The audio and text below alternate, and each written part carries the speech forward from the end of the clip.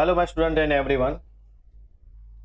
આજે આપણે ધોરણ 2 અને એનું પ્રકરણ નંબર 9 જેનું નામ છે મારો મજાનો દિવસ.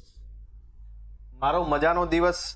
આજે આપણે દિવસ વિશે આપણે જાણીશું અને 7 દિવસ ભેગા થાય તો એને શું કહેવાય, 30 દિવસ ભેગા થાય તો એને શું કહેવાય, 365 દિવસ ભેગા થાય તો એને શું કહેવાય, અને 15 દિવસને શું કહેવાય, 12 મહિનાને શું કહેવાય, એવું બધું જ આજે આજના ચેપ્ટર પ્રકરણ નંબર 9 માં મારો મજાનો દિવસમાં આપણે આજે જાણીશું.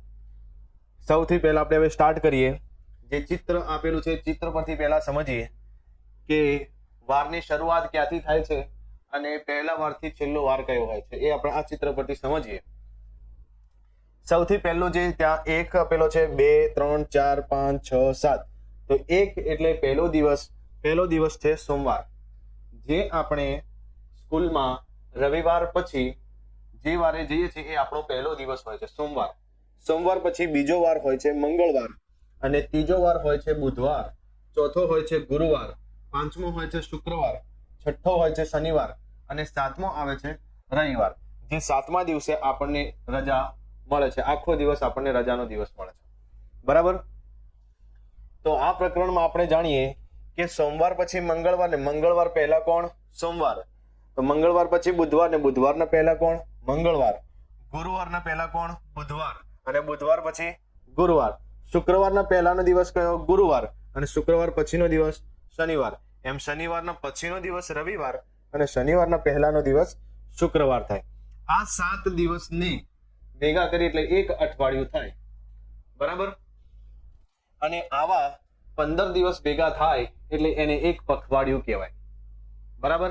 અને એ 2 પખવાડિયા ભેગા થાય તો 7 દિવસ ભેગા થાય એટલે 7 દિવસનું એક અઠવાડિયું બને.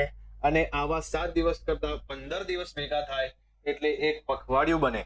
બરાબર. અને એક પખવાડિયામાં 15 દિવસ હોય. બરાબર. હવે 15 દિવસ અને 15 દિવસ એટલે 30 દિવસ થાય. તો 30 દિવસને આપણે એક મહિનો કહેવાય. બરાબર. 30 દિવસને એક મહિનો કહીશું. તો આ છે આપણો પ્રકરણમાં આજે આપણે આ દિવસો વિશે આપણે જાણીશું. બરાબર. હવે તમને આના પરથી કોઈ પ્રશ્નો પૂછે કે સોમવાર પછી કયો વાર આવે, તો સોમવાર પછી આવે મંગળવાર. અને કોઈ એમ પૂછે કે મંગળવાર પહેલા કયો વાર આવે, તો સોમવાર આવે. બરાબર. કોઈ એમ પૂછે કે ગુરુવાર પછી કયો દિવસ આવે, તો શુક્રવાર. અને કોઈ એમ કે ગુરુવાર પહેલા કયો આવે, તો બુધવાર. બરાબર.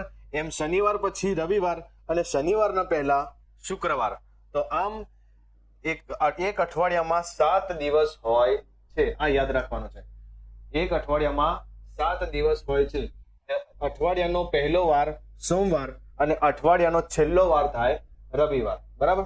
અઠવાડિયાનો બીજો વાર મંગળવાર, અઠવાડિયાનો ત્રીજો વાર બુધવાર, અઠવાડિયાનો ચોથો વાર ગુરુવાર, અઠવાડિયાનો પાંચમો વાર શુક્રવાર, અઠવાડિયાનો પાંચમો વાર શુક્રવાર, અઠવાડિયાનો છઠ્ઠો વાર શનિવાર, અને અઠવાડિયાનો સાતમો વાર છે રવિવાર.